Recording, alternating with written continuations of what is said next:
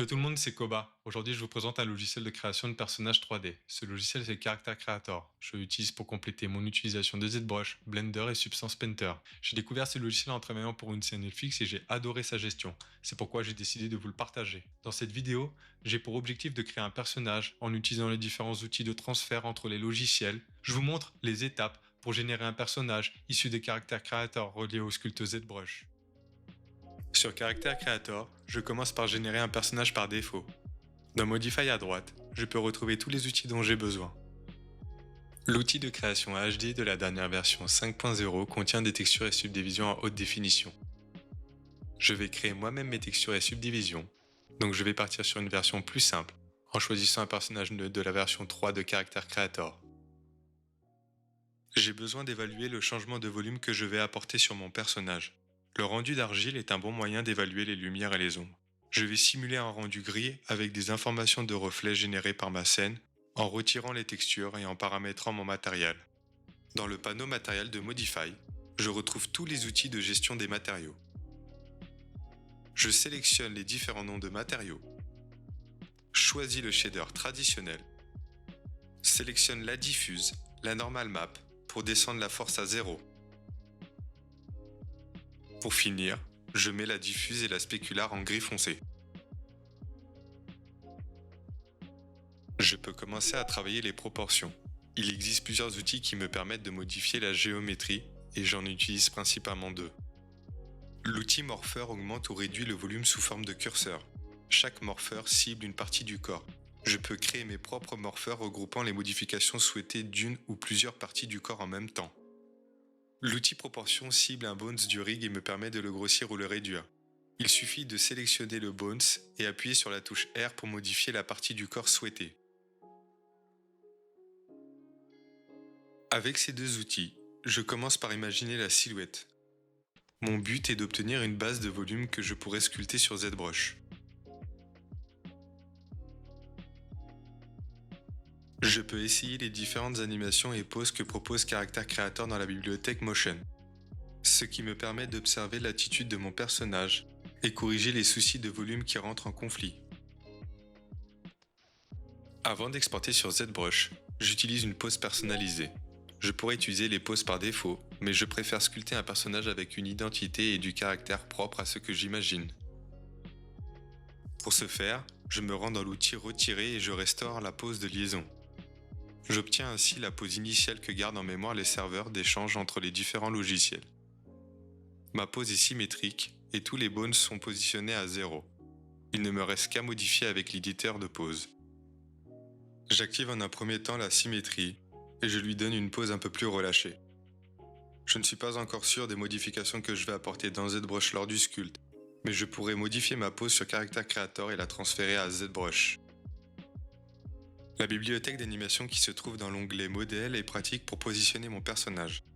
J'utilise une gesture au lieu de bouger chaque phalange de ma main. Je peux aussi créer mes poses et les enregistrer dans l'onglet Personnalisation pour plus d'efficacité.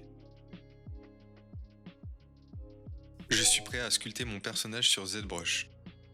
Je commence par exporter mon modèle depuis Character Creator. Gauzy est une passerelle dynamique entre ZBrush et Character Creator utilisant un format spécifique contenant les informations de maillage, texture, pose, etc.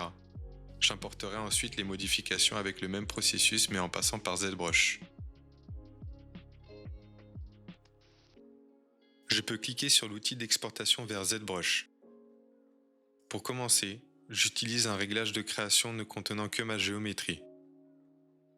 Je peux choisir si je veux subdiviser mon modèle lors de l'importation à ZBrush.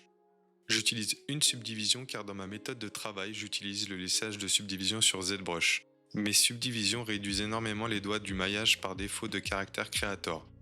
Avec une subdivision à l'import, je suis sûr que ma géométrie ne sera pas impactée par mes subdivisions sur ZBrush.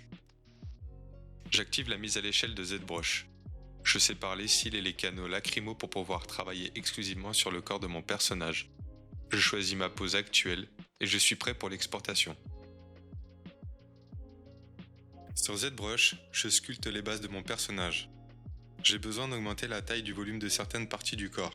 Je peux utiliser Character Creator avec les outils Morpher et Proportion pour ajuster les volumes et mettre à jour mon sculpte ZBrush.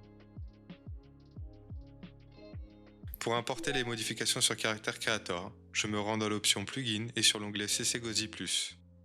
J'ai plusieurs options qui s'affichent. Subdivision 0, 1, 2 correspondent à la subdivision que je souhaite importer dans Character Creator.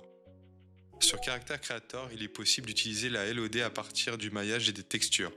Je n'ai besoin que de la subdivision 0 pour pouvoir modifier les proportions. Gauzy lit les deux logiciels par la géométrie et le nom des éléments par défaut.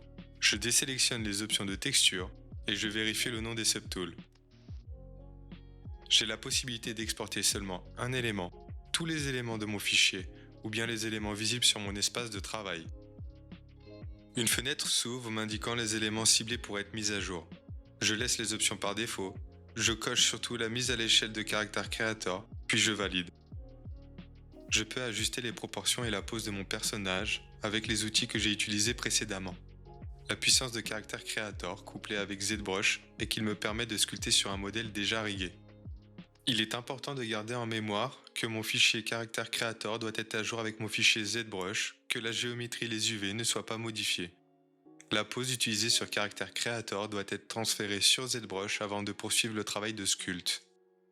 Par exemple, si je travaille une zone complexe comme l'attache des dorsaux sous les aisselles et que j'ai besoin de relever les bras, je commence par transférer les modifications de mon personnage sur Character Creator avant de modifier sa pose et ensuite de la retransférer sur ZBrush. Pour transférer mes modifications Character Creator sur mon sculpte ZBrush, il me suffit de répéter le même processus d'export, mais en choisissant cette fois-ci de reconnecter les informations avec le template Rolling de la fenêtre Export. Avec cette méthode de travail, je peux maintenant finaliser mon personnage, grimper en résolution pour lui apporter du détail et de la stylisation.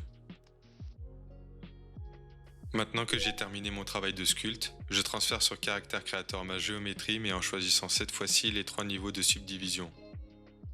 Je pourrais décider si je veux utiliser un personnage avec une résolution basse ou élevée pour les rendus finaux. Lors du transfert, j'observe que Character Creator ajoute les niveaux de subdivision que j'ai sélectionnés précédemment.